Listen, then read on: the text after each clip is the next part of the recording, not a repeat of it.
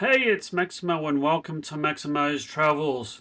It's a cold and wet day in Tokyo as I head to Tokyo South and visit a very unusual and somewhat gruesome museum, the Parasite Museum in Meguro. I get to see hundreds and hundreds of different parasites on display, including human tapeworms that are nearly 29 feet long. It's the strangest museum I've ever been to.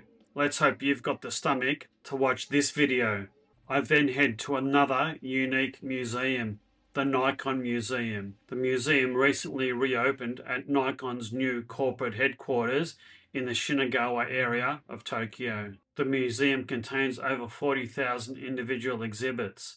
It features medical, industrial and consumer electronic devices and imaging equipment. There's huge walls of cameras and lenses, and it features many unique and one-off prototypes and rare cameras and lenses dating back till 1917, the year that Nikon was founded. If you're a photography buff or a fan of Nikon equipment, then this video is not to be missed. In the evening, Joe and I settle in for a quiet night in our hotel.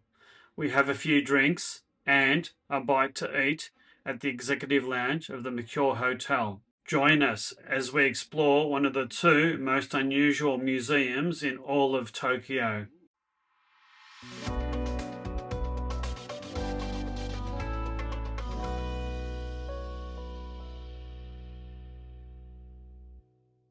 We woke up to a rather overcast and cold day in Tokyo. The maximum temperature was only going to be around 12 degrees Celsius, around about 54 Fahrenheit, and a fair bit of rain was forecast. We had breakfast, donned our wet weather gear, and headed off in different directions. Joe was going to frequent some stationery stores while I was on more eclectic pursuits. My first stop for the day was the Meguro Parasite Museum. The museum was around about half an hour away on the Mita subway line. So I walked to Shimbashi station and caught the train 6 stops until I reached Meguro station. And the museum's a 15-minute walk away from Meguro station. You walk across a bridge over the Meguro River along the way. Unfortunately, it started to rain, otherwise I would have had a closer look at the cherry blossoms or sakuras that line the riverbank. The museum occupies the first 2 floors of a small office building located on the main street.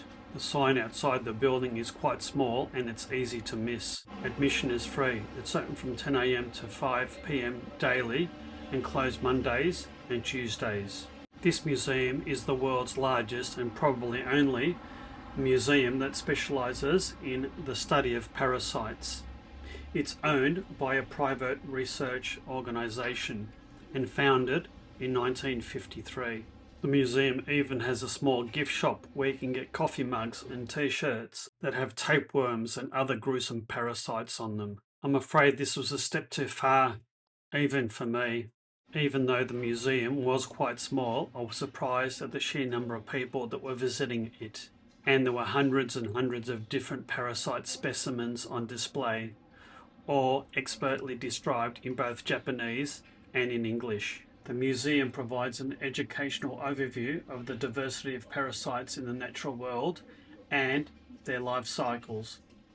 The second floor space has an emphasis on parasites that affect humans and their effect on humans.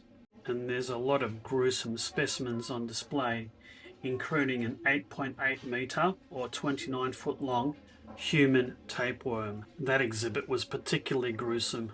There's also a number of interactive exhibits. For example, there's a replica of a tapeworm and you can stretch it out for meters and meters. There's so many well-preserved exhibits, and I have to say the ones that feature human parasites are probably the most gruesome and frightening in this whole museum. And I'd have to say this is probably one of the most unusual and strangest museums I've ever visited in my life. There are also quite a few exhibits on insect parasites, such as mosquitoes and all different sorts of bugs, such as bed bugs, and it featured interesting information about how they live and their breeding cycles. As I said, the museum's not large, but I did spend around about 3/4 of an hour wandering through, looking at all the different exhibits and learning about parasites.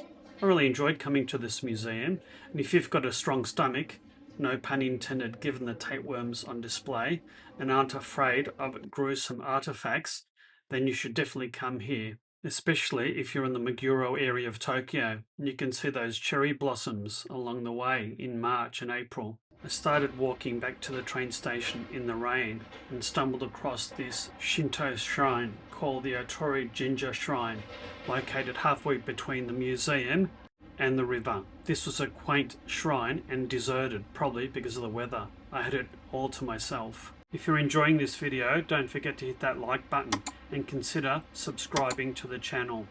And hit that notify bell so you'll be notified of all my future videos.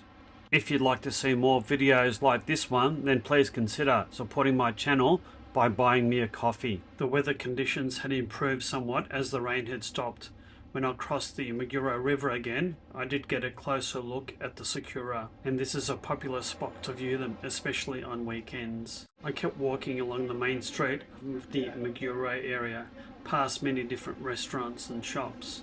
It certainly was a charming area, and you probably wouldn't see that many Western tourists here. I made it back to Meguro Station and headed to my next destination, the Nikon Camera Museum.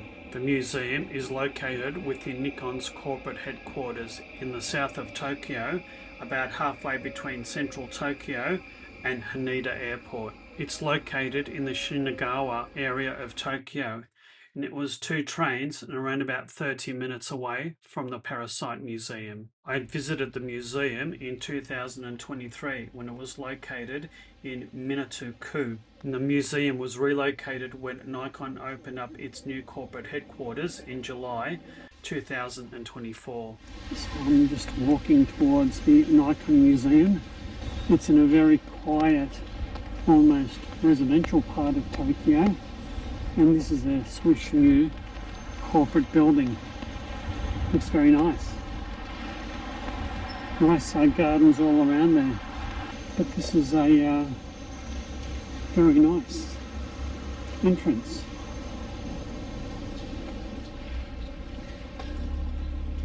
The hours are 10 AM to 5:30 PM. So there's an awesome little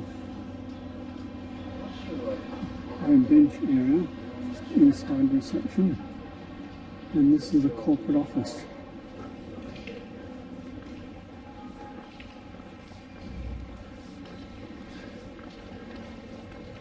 The museum is this way. It's really quite swanky, isn't it? I'd enjoyed my visit to the museum in 2023 and was looking forward to visiting the museum in its new, larger and purpose-built facilities. And certainly the entrance to the museum was much larger than the old one. And I think there's a greater focus on the legacy and history of the Nikon Corporation. Entry to the museum is free, and that's certainly an added bonus. This is so much bigger and nicer than the previous museum. Not only was it bigger, but it was much better laid out, and there was plenty of space between the different exhibits. All the exhibits were well described in both Japanese and in English. It had also looked like the medical and industrial areas of the museum had been significantly expanded. It was fascinating to learn just how many different industrial and optical machines Nikon actually makes. The famous Nikon wall of cameras had returned, and this time it was much better lit and much better spaced out. And I believe there was a greater emphasis on the history and origins of the Nikon Corporation. The wall of Nikon lenses was also back, and it also looked like it had been expanded and improved with respect to both lighting and layout. It was fantastic to see rare lenses as well as cameras. And if you're a Nikon fanboy like I am, you could easily spend a couple of hours getting absorbed by all the different equipment on display. If you're not a Nikon fanboy or girl, then the rest of the video probably won't be for you, as I explore all the different rare lenses and cameras that Nikon have made through the last 100 plus years of their existence.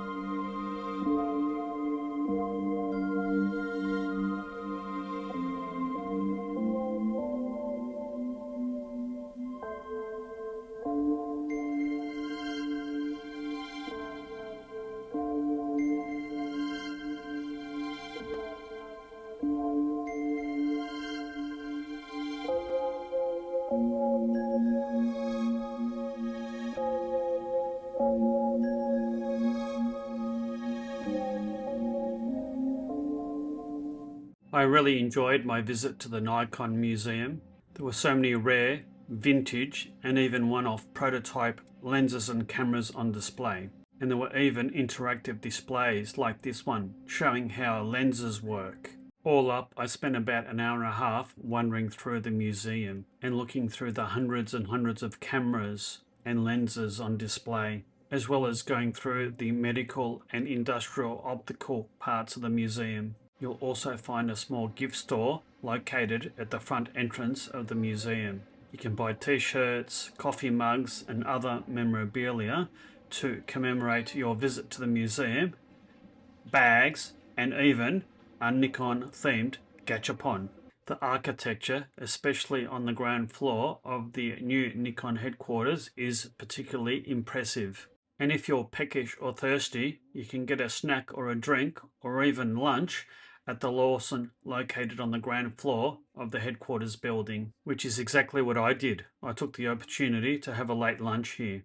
I walked back from the museum to Nishio Station and it took around half an hour to get back to Shimbashi Station and the hotel.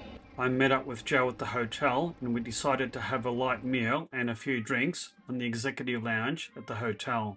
The executive lounge, located on the third floor of the hotel, served finger food and other light snacks, as well as complimentary tea, coffee, soft drinks, wine, spirits, and even champagne. I will do a comprehensive review of this Mercure hotel in my next video. It's a great tranquil place to recover after a hard day's touring. It's a great place for train spotting as its large windows overlook a number of important railway lines. And it's just a great place to have a few quiet drinks. So that's it for this video. Be sure that you stay tuned for my Mercure hotel review and videos as I continue to explore Tokyo. And until my next video, you take care and bye now.